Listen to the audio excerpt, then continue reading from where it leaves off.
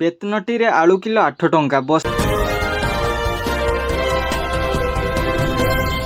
ବସ୍ତା ବହି ନେଇଗଲେ ଲୋକେ। ଆଳୁ କିଲୋ 8 ଟଙ୍କା। ରାଜ୍ୟରେ ଆଳୁ କିଲୋ 20 ଟଙ୍କା ଉପରେ ରହିଛି, କିନ୍ତୁ ମୟୂରଭଞ୍ଜ ଜିଲ୍ଲା ବେତନଟୀରେ ଆଳୁ କିଲୋ ପିଛା 8 ଟଙ୍କା ବିକ୍ରି ହେଉଛି। ଆଜି ସକାଳୁ ପଶ୍ଚିମବଙ୍ଗରୁ ଏକ ଆଳୁ ଟ୍ରକ୍ ଆସି ବେତନଟୀରେ ପହଞ୍ଚିଥିଲା। ଆଳୁ କିଲୋ 8 ଟଙ୍କାରେ ବିକ୍ରି କରିଥିଲେ ବେପାରୀ।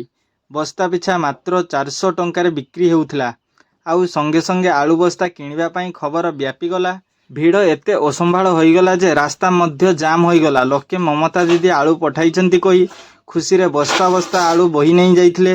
ବେତନଟୀ ବ୍ଲକ ବୈଶେଙ୍ଗା ଉପକଣ୍ଠ ପଣସିଆ ଛକ ନିକଟରେ ଏଭଳି ଘଟଣା ଦେଖିବାକୁ ମିଳିଛି। ସନ୍ଧ୍ୟାରେ ଆଉ ଏକ ଆଳୁ ଟ୍ରକ୍ ଆସିବ ବୋଲି କହିଛନ୍ତି ପଶ୍ଚିମବଙ୍ଗର ଯୁବ ବେପାରୀ। 7 ଜିଲ୍ଲାକୁ ବ୍ୟାପିଲା କରୋନା ସଂକ୍ରମଣ। ରାଜ୍ୟରେ ଧୀରେ ଧୀରେ ବୃଦ୍ଧି ପାଉଛି କରୋନା ସଂକ୍ରମଣ। ଏପର୍ଯ୍ୟନ୍ତ 7ଟି ଜିଲ୍ଲାକୁ କରୋନା ବ୍ୟାପିଥିବା ସୂଚନା ମିଳିଛି। ଗତକାଲି ଆଉ 7 ଜଣ ନୂଆ କରୋନା ସଂକ୍ରମିତ ଚିହ୍ନଟ ହୋଇଥିଲେ। ଏହାକୁ ମିଶାଇ ରାଜ୍ୟର ଆକ୍ରାନ୍ତ ସଂଖ୍ୟା 30ରେ ପହଞ୍ଚିଛି। କଟକ ଓ ଖୋର୍ଦ୍ଧା ଜିଲ୍ଲା ବାଦ୍ ଅନ୍ୟ 5 ଜିଲ୍ଲାରୁ ଜଣେ ଲେଖାଏଁ କରୋନା ସଂକ୍ରମିତ ଚିହ୍ନଟ ହୋଇଛନ୍ତି। ସର୍ବାଧିକ 16 ଜଣ ଖୋର୍ଦ୍ଧା ଜିଲ୍ଲାରୁ ରହିଥିବା ବେଳେ କଟକରୁ 9 ଜଣ ସଂକ୍ରମିତ ହୋଇଛନ୍ତି। ସେହିପରି ପୁରୀ, ଜଗତସିଂହପୁର, କେନ୍ଦୁଝର, ସୁନ୍ଦରଗଡ଼ ଓ ବାଲେଶ୍ୱର ଜିଲ୍ଲାରୁ ଜଣେ ଲେଖାଏଁ ସଂକ୍ରମିତ ଚିହ୍ନଟ ହୋଇଥିବା ଜନସ୍ୱାସ୍ଥ୍ୟ ନିର୍ଦ୍ଦେଶକ କହିଛନ୍ତି।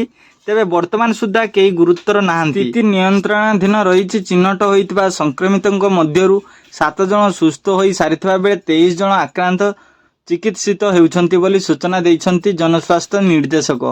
ସେପଟେ ସାରା ଦେଶରେ ମାଡ଼ି ମାଡ଼ି ଚାଲିଛି କରୋନା। 5364ରେ ପହଞ୍ଚିଛି ଆକ୍ରାନ୍ତ ସଂଖ୍ୟା। ଏମାନଙ୍କ ମଧ୍ୟରୁ ସୁସ୍ଥ ହୋଇଛନ୍ତି 4724 ଜଣ। ଗତ 24 ଘଣ୍ଟାରେ 489 ନୂଆ ସଂକ୍ରମିତ ଚିହ୍ନଟ ହୋଇଥିବା ବେଳେ 8 ଜଣଙ୍କର ମୃତ୍ୟୁ ହୋଇଛି। ତେବେ କେରଳ ଆକ୍ରାନ୍ତ ସଂଖ୍ୟା ସର୍ବାଧିକ 1679 ରହିଥିବା ବେଳେ ଗୁଜରାଟରେ 615, ପଶ୍ଚିମବଙ୍ଗରେ 596 ଏବଂ ଦିଲ୍ଲୀରେ 562 କରୋନା ଆକ୍ରାନ୍ତ ରହିଛି। ତ ଫ୍ରେଣ୍ଡସ୍, ଏମିତି ନୂଆ ନୂଆ ଆପଡେଟ୍ ଭିଡ଼ିଓ ଜାଣିବା ପାଇଁ ଆମ ଚ୍ୟାନେଲକୁ ଏବେ ସବସ୍କ୍ରାଇବ୍ କରନ୍ତୁ, ଯାହାଫଳରେ ଆପଣମାନେ ସର୍ବପ୍ରଥମ ଭିଡ଼ିଓଟି ପାଇପାରିବେ।